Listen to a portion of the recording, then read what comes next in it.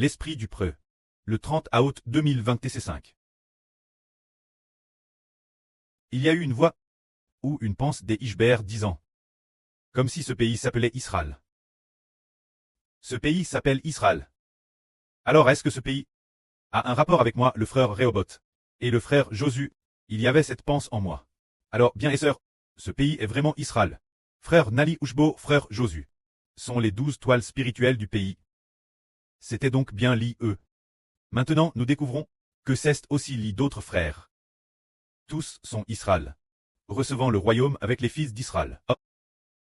Recevant le royaume ensemble. Tout comme autrefois. Dieu a promis de donner la terre Jacob. De donner le pays de Canaan Israël. Par la suite, est-ce que les 12 fils d'Israël, se dire les 12 tribus, n'ont pas tous reçu une part de la terre que Dieu avait donné Jacob? Ils l'ont tous reçu. Le précleste avait prédestiné et promis de la donner Jacob. Et finalement, les fils de Jacob l'ont tous obtenu, bien que ce moment tel, ses fils étaient tous décédés. Mais, les descendants de ses fils ont ainsi obtenu 12 territoires, chaque tribu recevant un territoire, une part de terre. Chaque tribu a reçu une part de terre, divisant ainsi le pays de Canaan en 12 parts. C'est pour cette raison. Alors, bien et sœurs, plus tard nous sommes arrivés au Nouveau Testament, et avons découvert que Madame le royaume des cieux est divisé en 12 parts. Chaque part équivalent une porte du royaume des cieux. Le royaume d'Israël avait 12 tribus. Ces tribus, les 12 tribus, ont ainsi formé le royaume d'Israël. C'est cela. Ce pays est bien le royaume d'Israël. C'est vrai. Aussitôt après l'esprit du pré a dit. Celui qui donne la vie est un sacrificateur. Celui qui donne la vie est un sacrificateur. Le frère Ashbert est le souverain sacrificateur. Celui qui donne la vie, les frères et sœurs Clest, auront aussi l'autorité l'avenir. De donner la vie aux hommes. C'est merveilleux.